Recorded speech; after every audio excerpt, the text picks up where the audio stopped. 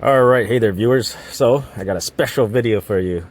We're doing a pre-delivery inspection. I don't often get to do many of these because we actually have two guys that does all the pre-delivery inspections, and also used cars and certified used cars. So us peasants, it's rare for us to get any of these because the rest of us do retail stuff. But once in a while, you get one. So I just want to take you along the process how I usually do my pre-delivery inspections, because I basically do it the same with all the other manufacturers I've worked for: Mazda, Hyundai, Genesis. Well, I also worked at another Honda dealership, which also, yeah, I'm at Honda now. But I just want to show you what I usually check, and I check everything before I fill out the form. It's an online form nowadays, but you don't find really many issues with our Hondas, but they usually happen, after a customer or the new owner has driven it for X amount of kilometers. You get like a clock spring noise. One odd one is, what do you call it? A stuck open injector, but no check engine light. It was just running rough. That was another one. And the other one, if you watch my YouTube shorts, where the leaking torque converter, that was actually from another dealership that was picked up. Like the customer went to that dealership to purchase that car, and it's 2 hours away from where he lives. So it was pretty far. He went to, and then drove it back home, noticed that it was leaking fluid on the floor, brought it to us, and it had a leaking torque converter. And then, yeah, we did it under warranty, and that thing then barely had 200 kilometers on it. So yeah, but other manufacturers, I'm not going to mention other, well, maybe, I don't know. For you guys who have been following me for a while, all the stuff that I found on PDIs, when I was back at like Hyundai: missing bolts, spilled coolant in the fuse box, stuff not plugged in, bolt in the turbocharger inlet. Yeah, yeah. Actually, I still have probably a picture of the spilled coolant in the fuse box, because the coolant bottle is like right there, and we're figuring out why the hell does this thing have so many electrical issues. It was on a Sonata hybrid, and yeah, maybe if I'll put a picture here if I still have it on my phone saved. But yeah, anyways, I'm gonna split this up. I'm gonna split it up between what I usually do on the interior or inside of the car, underneath the hood, around the exterior, and then underneath the car. And one thing I've already found is I see an issue. You see, I don't know if you can catch it in the shadow, but there's a divot on this A-pillar. I've already ordered that trim piece for the A-pillar. There's a couple divots. There's one here. I don't know if you can see it through maybe the light here. You can kind of catch it. It's like it's divoted here, and then there's a divot here.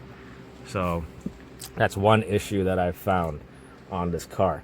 But other than that, what I usually do on the inside, I press every single button, make sure everything works. Yeah, power seats, seat belts, make sure they lock. And then the back seats, make sure they click in, lock, and then the back seats actually release and fold. And then, power tailgates, rear windows, basically press every switch. Make sure the AC works, make sure I've got heat, electronic parking brake. And then I like to run the engine by putting it into maintenance mode and get it up to operating temperature. That's what I usually do. So that's what we do on the interior. Check all your lights, right? Your lights. Make sure the sunroof works. Make sure your map lights work. All these things. And yeah, basically whatever I can put my hands on and turn on, that's what I do. So yeah, we'll go underneath the hood, because when they get delivered here, you have to put in the fuses. You got to take it out of shipping mode. If it has frame hole plugs, you got to do that. There's also mud flaps. If it has mud flaps, I got to install. You got to do that as well. Wheel locks, check tire pressures, and yeah. Well, let's go underneath the hood, and I'll show you what I usually check underneath the hood. And while I'm in here, while I'm checking like all the interior stuff, I also will check the exterior lights, like your headlights, tail lights, brake lights, signal, reverse. any kind of running lights, side mirror, like the signal mirror lights, your hazard lights, right? And when there's nobody here, because I'm here at 7:30 in the morning and nobody there to check my brake lights, I just use my brake pedal depressor to apply the brake so I can check the brake lights. So, and usually parts don't get here till like 8 or 8:15. All right, so we're underneath the hood. There's 2 fuses that we usually install. Depends on which vehicle. Sometimes they have 3 that we got to install. So you got the backup and then the audio that's got to go in there.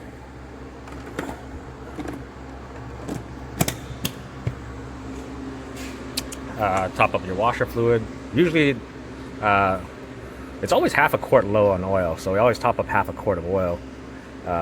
Maybe they're just saving half a quart on every vehicle that they make, and you save a lot of money with half a quart missing in the in your engine. So we always have to top that up. Check your coolant reservoir for your hybrid system, and then your reservoir for the engine side. The other things that I like to check, make sure these hose clamps are being slipped on, because sometimes they forget to slip them on and it's like still on the inner part of the hose. I've seen that once at Mazda. They forgot to slip it on. Check your battery terminals, make sure they're tight. Yeah, pretty much, check the fluids, they're all at the correct levels. And that concludes the underneath the hood. Okay, so it's gonna probably hard to get it in the shot without having to walk too far back, because my my phone can't zoom out far enough. But other than that, we want to do an inspection around the exterior, because sometimes they come with shipping damage and we got to catch that, because it does happen. And yeah, you just do a walk around, see if you notice anything. These gaps are very tight. Like, I feel like the CRVs are very well quality made exterior wise, but like as you can see, like the gaps they're tight, like with the bumper and the fender and everything. That's pretty even, right? But I've never really had any issues with the exterior of the new CRV hybrids. Yeah, so just want to make a walk around, make sure you check everything and see if you notice anything, scratches, stuff like that. But yeah, anyways, this red, the camera doesn't do it justice, but this red has like a really deep color, and like with the slightly smoked tail lights, it makes the rear end look really nice. Let me show you. Yeah, it looks better in person than on camera.